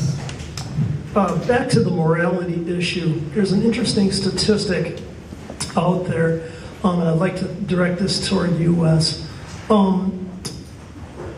The country with the highest atheist population, and it's tremendous, I think it's like in the 70%, is the country of Japan. And they also have a very civilized code of justice in that country also. However, compared to America, they have the lowest crime rate in the world. So we have a country here with a very high percentage of atheists with the lowest crime rate in the world. And in terms of the issue of morality, it seems for America, with one of the highest rates of believers, with the highest rate of crime, there seems to be a real dichotomy here. Something's not meshing in terms of morality. Could you explain that? Well, if I could, I'd make a lot of money. If I could, I'd be a rich man. Every police department in the country would be after me. I don't know that data. I mean, I don't think you mean that to say that if we could get more people to be atheists, we'd have more of a moral country, though. Well, it's just here you have a group of people. Why do we have so many believers and not have morality? Maybe that's the question. Well, we got a country with so many people without so-called this God moral code, yet with the lowest crime rate and a very civilized criminal justice system. There appears to be a real dichotomy there, and I'm just wondering why. If I can help, I mean, he's basically giving you a counterexample to your question of how can we have morality if we don't have these metaphysical. I mean, my initial, I don't think I'm going to be able to fully jump into that. I mean, my initial thought is there's got to be so many factors that dictate crime rates. I mean, you know, if you would just, I mean, not compare two major countries, just like a particular city. Say like New York City, when you look at some major swing of, you know, there was a ton of crime, now there's less crime. What are the factors that lead to these shifts of crime? I got to believe there's a whole lot of dynamics in there beyond just one's religious claim at that point. So that's one part I would say. The other thing is I would draw to something like what Arthur Brooks has done, where he in our own country has kind of drawn these questions to say, who is giving? Who is doing sacrificial, compassionate things? And he looks at that and says, well, there is a difference between religious claims. It's not true that I'll just speak as a Christian, that all Christians live up to the standard in a way that they should. But I don't think that's exactly an argument to say that the standard itself is untrue. Now, when you ask the question, why don't you see more Christians living out the New Testament ethic of Jesus? That's a really, really good question. I just think we're looking at that from such a broad perspective, and we're talking about things that have to have so many different dynamics. Yeah, you want to jump in?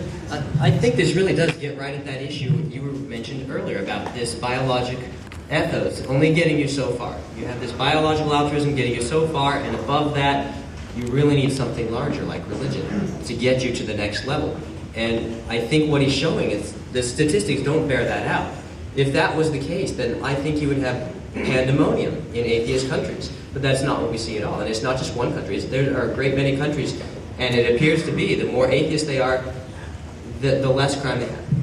I believe there's a difference. I know nothing about Japan, but I got to believe there's a difference between the metaphysical foundation of a Buddhist ethic, say, and maybe it's not even Japan. Do you know anything about Sweden, Buddhist? Shinto. Okay, I don't know anything about it, but say there's this Shinto metaphysic behind Japanese morality. I don't know anything about it, but I'm guessing there's going to be a difference between that metaphysic and a strictly materialist metaphysic that's thinking in terms of Darwinian progress based on only two things: genetic extension and reciprocal altruism. I would look at that and say, there's probably a lot of factors in why these people are making these decisions that they are, moral decisions, versus crime rates in the U.S. I think that comparison is probably hard. Well, that's a good job with a tough question. I mean, I really like your point about complexity of the dynamics, and then this idea that maybe we're talking about different philosophical systems that just don't have personal deities involved, or may have other assumptions. It probably also introduces enculturation, which is something you probably want to throw into your argument, right? Not just nature, but also nurture. We all know that perfection is magic. We cannot achieve perfection. That even though we can have the most perfect system of democracy or whatever that we're based on, we're not going to achieve perfection. We're not going to achieve perfection through science. We're not going to achieve perfection through religion. So we're trying to find the best way that we could live, which we could live a better life. But my question is, let's say that that person doesn't believe in God and doesn't believe that we have a purpose and doesn't believe that humans exist in a human purpose. Would that person live more happy than a person who knows that there's a God, there's a purpose? I'm saying what I basically want to say is that would a person that doesn't believe that there's a purpose be happy? Believe that there's a God and there's a purpose.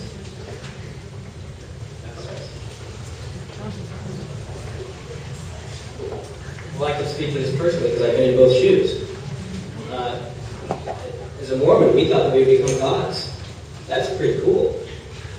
Get my own planet, create my own children, spirit children with all my many wives. So that sounded pretty cool. That was purpose. That was something to value and something to point to in the future.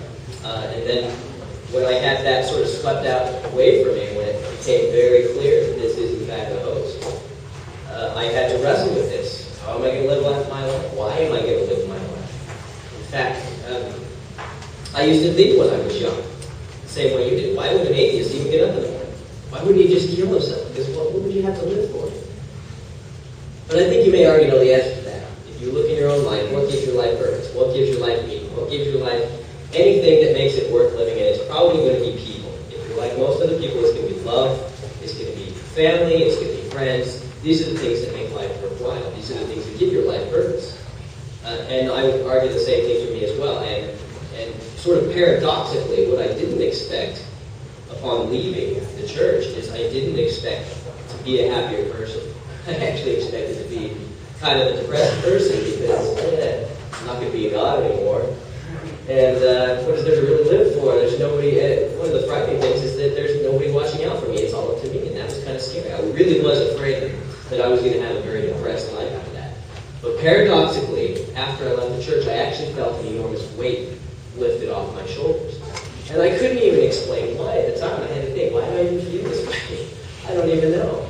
And I've thought about that a great deal through the years, and I've come down to there is an innate feeling of guilt that's built into us. And it's very useful in the past in keeping people from doing bad things to other people.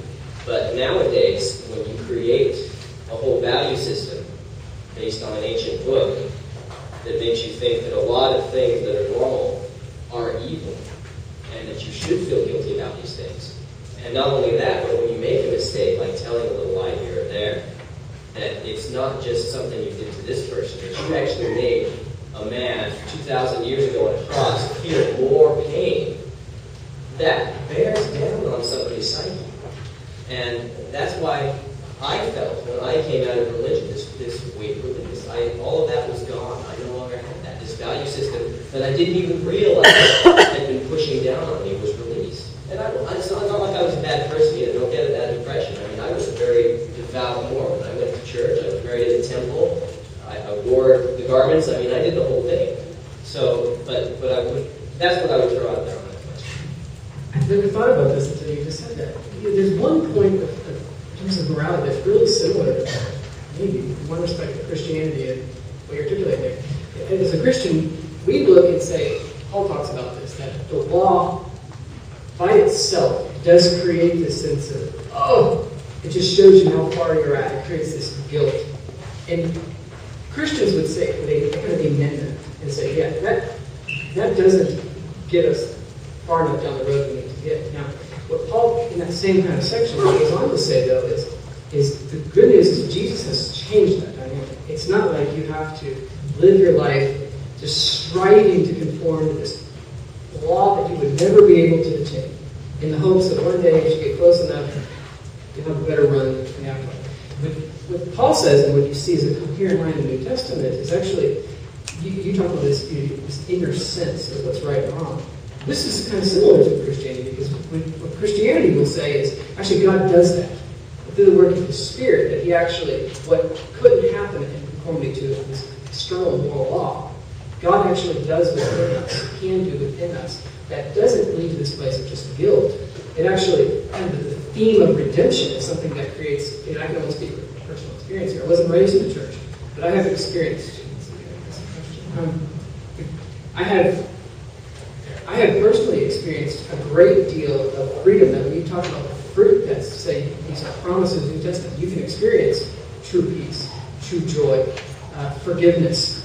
That the fruit of the Christian life is something that you can experience, not through your own power in conformity to an external law, but because of something that God can do inside of you. So, as my personal story, I would say, yes, I have found that God has given great meaning, sense of purpose in life, fruit of the Spirit, joy, peace, patience. It's not something I can even do on my own, but it is.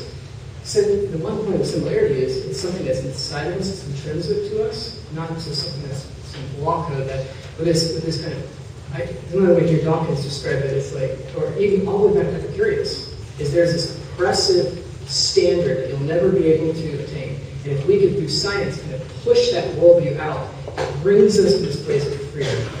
I would say that's not very true to the Christian worldview experience.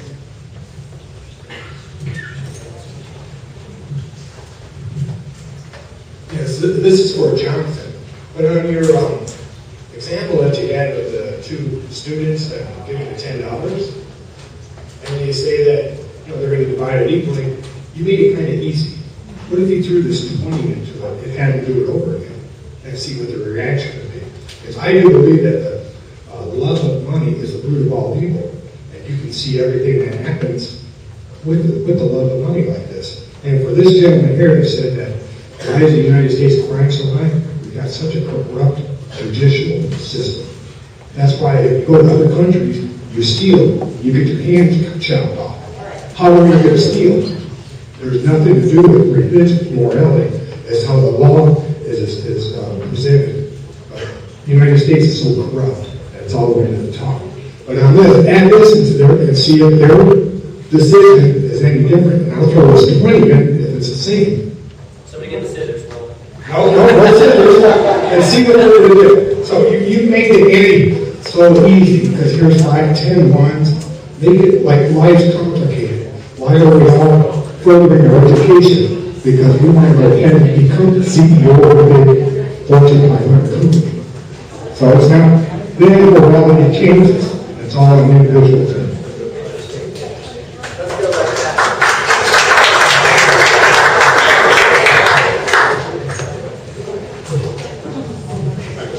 I guess my first objection to Jonathan is that she didn't include any senior citizens in the give out. They will either, I've been told. One thing, though, one other thing that I did really like about what you said was how everything was kind of gauged towards favoring reproduction. So if you see my wife and I leave early, it's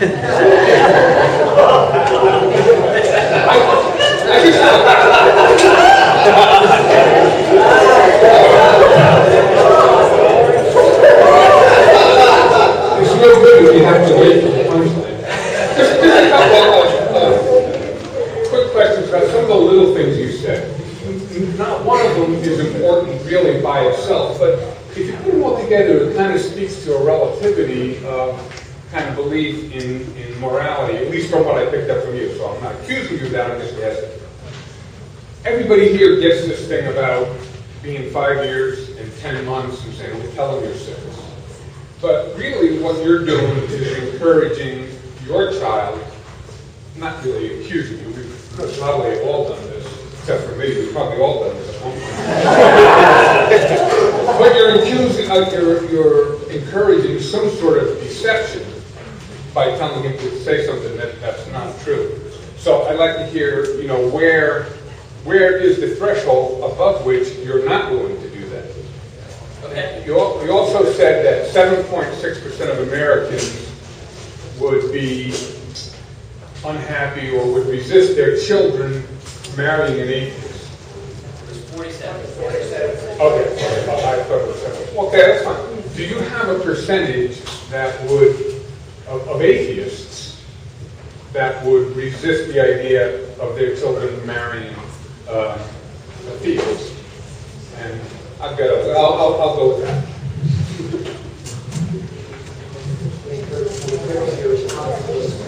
Okay. All right. On that honesty question, that is a pretty interesting question.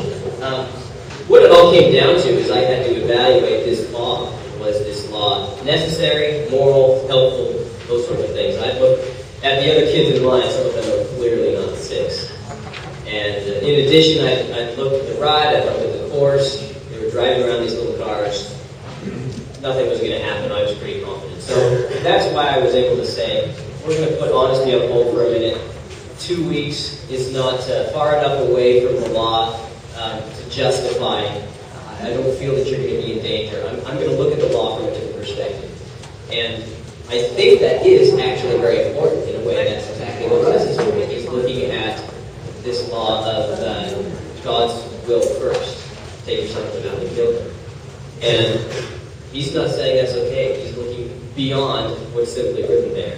And I think that's important. It's been important throughout history when you are told, when you're asked, how many Jews do you have hiding in your house? I think it's very important to look at that law and ask yourself, from the perspective of humanity, is this something I should do? That's my question. Where is the threshold? Well, I think I'm going to go back to the moral hierarchy. I think the most important thing is humanism, taking care of other people. That's going to be at the top.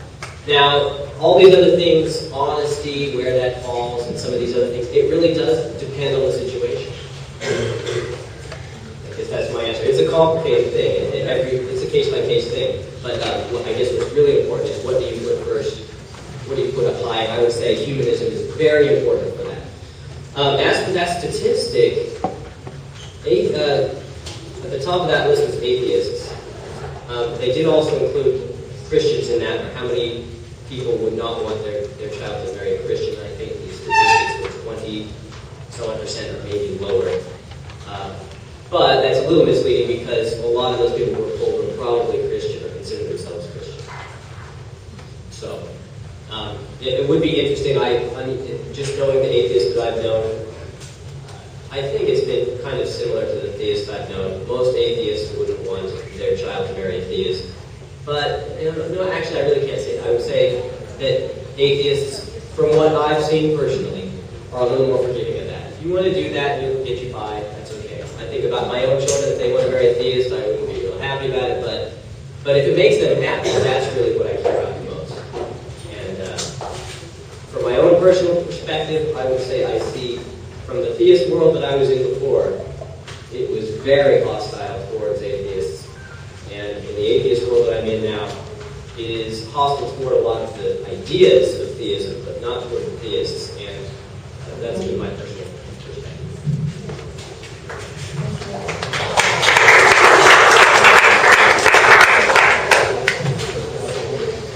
Thanks for coming, guys. I don't know how concise I can make the question, but this moral hierarchy is a term that I really find disturbing from both sides of the debate. I'm not quite sure what you guys debated here today, but what I've got is where morals and values and science play a role in our decisions about life. And it's like, I look back to the Salem witch burnings, and it was perfectly acceptable in that community to burn humans at the stake because of religious values at that time.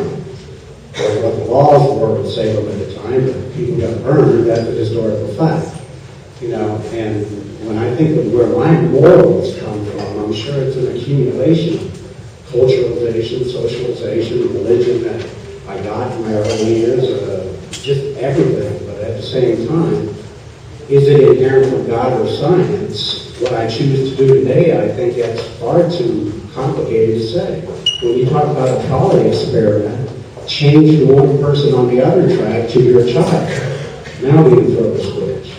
Which one of us does? 5 people live, 1 dies, but it's your son or daughter. You know, if you got to push the guy over, it's your relative. Do you push it? Does that come from God? Does it come from science? You know, it's an individual choice at that moment based upon an accumulation of experience.